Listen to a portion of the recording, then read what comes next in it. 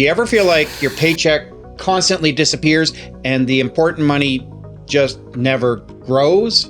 In 2026, I want you to get off of this treadmill and build real solid wealth.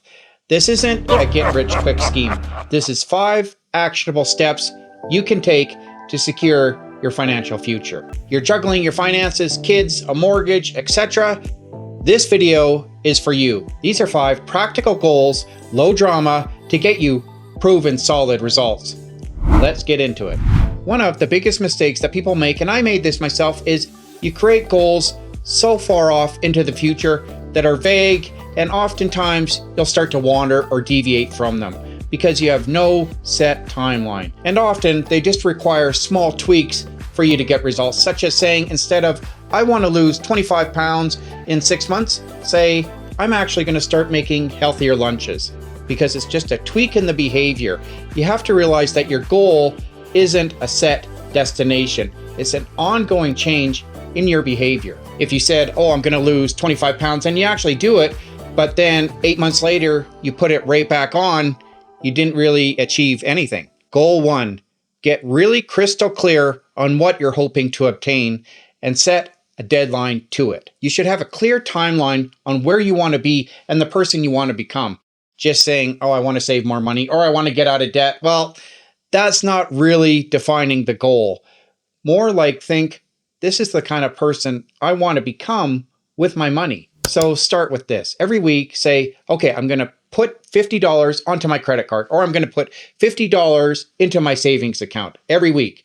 That $200 a month will really add up. When I go shopping, I'm not going to buy something right away. I'm going to reflect on it for an hour or two, or even better, wait a day or two. And if I still want it after 2-3 days, I'll come back and buy it. Do you want to be the type of person that invests automatically, that feels like they're really growing their wealth and not getting further into debt every month that passes? Becoming a better person doesn't have a set finish line. It's a change of behavior that shapes how you progress throughout the year. A viewer once emailed me saying he was trying to get out of a $15,000 debt.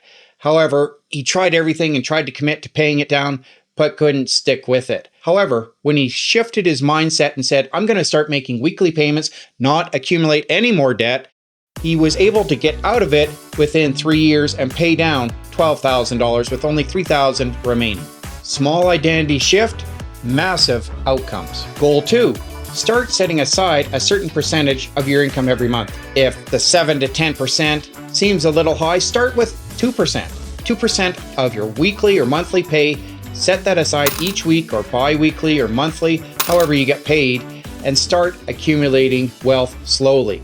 Then every 2-3 months that goes by, increase it by 1%, so 3%, 4%. Or look at all your subscriptions and consider canceling 1 to 2. Is there a subscription that you don't really use, or that maybe you can do without, or there's a free alternative to it? Chances are, even at 2%, you'll barely feel that adjustment. Goal 3, begin allocating your money to the right accounts based on your time frame. So if you have a short-term time frame, you don't have an emergency account, whatever the case may be, consider opening and contributing to a high-interest savings account. If you don't need the money for, say, 1 to 2 years, consider opening a GIC. If you don't need the money for 3 years or longer, consider investing into a TFSA. If you don't need the money for 5 years or more, put it into an RRSP. A TFSA is best for short-term goals, and RRSP is best for long-term goals. Goal 4, consider learning more about investing. You don't have to know everything. Just start with some of the basics. Pick something, anything. I want to learn about index funds. I want to learn about EFTs, dollar cost averaging. Whatever the case may be, just start with a single chapter. Don't be overwhelmed at looking at the whole book. Just say, I'm just going to understand the basics of this. In case we haven't met, I'm Aaron, a 20-year corporate accountant and analyst living in Western Canada. I talk about personal finance, investing, and investment portfolios. I've been investing for just over 20 years now, and I think it's safe to say I know my stuff. I try to make my videos informative and entertaining. If this sounds like something you'd be interested in, consider subscribing to my channel.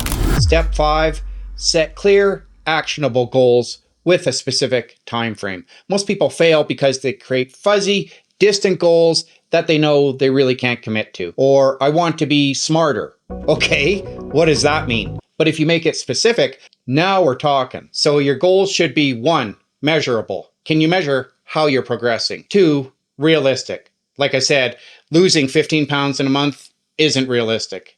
Almost no one can do that. Losing 5 pounds in a month is very doable. 3, and many people miss this, write them down. Write them down as a constant reminder. And when you write it down, it puts it in your mind and does something to your brain that you're starting to take actionable steps. Number 4, actionable. Start taking actionable steps that you can start today, not a week from now, not a month from now. And you can slowly start moving towards your goal. And number 5, time bound. Have a set timeline of how you can assess your progress and a deadline of what you want to accomplish. Don't make it too far out into the distance.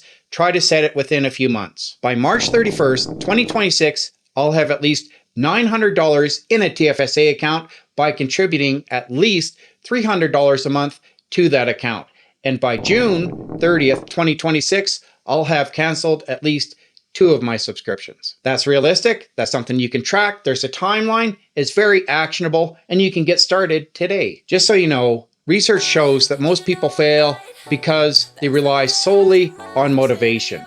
And that's great for the first week, but often your motivation starts to run out. You notice this when you first go to the gym. You see all these people and they're so motivated, and that's all in the month of January. But by March, you'll see that slowly starts to drop off. So I hope this has helped you somewhat. And if you're interested in more videos about personal finance and investing from a 20-year corporate accountant, check out these 2 videos here.